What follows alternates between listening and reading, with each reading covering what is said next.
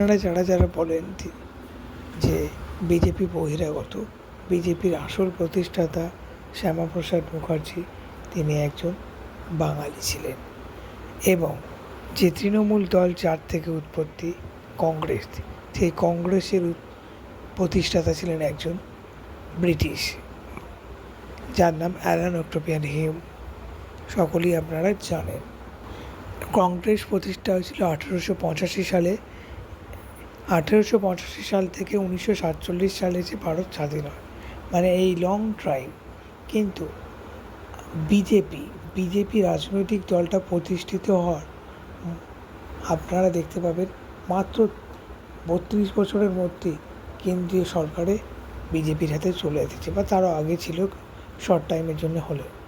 তাহলে আপনারা বুঝতে পারছেন যে 1885 সালে যদি বিজেপি দলটার উৎপত্তি হতো তাহলে আমাদের দেশ 1947 অবধি স্বাধীনতার জন্য ওয়েট করতে হতো না, তার আগেই আমরা স্বাধীনতা দিবস পালন করে ফেলতাম।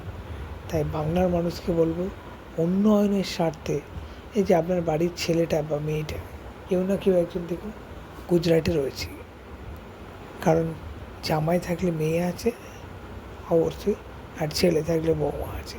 ছেলে বৌমার সঙ্গে ঘুরতে বেড়াতে মজা করার সময় পান না, পাবেন কী করে? ছেলে বৌমা গুজরাটে আর আপনি ওয়েস্ট বেঙ্গলে, কারণ একটাই, শিল্প নেই, চাকরি নেই। তাই উন্নয়নের স্বার্থে ভোট দিন, বিজেপিতে ভোট দিন, পদ্ম ফুলে ভোট দিন।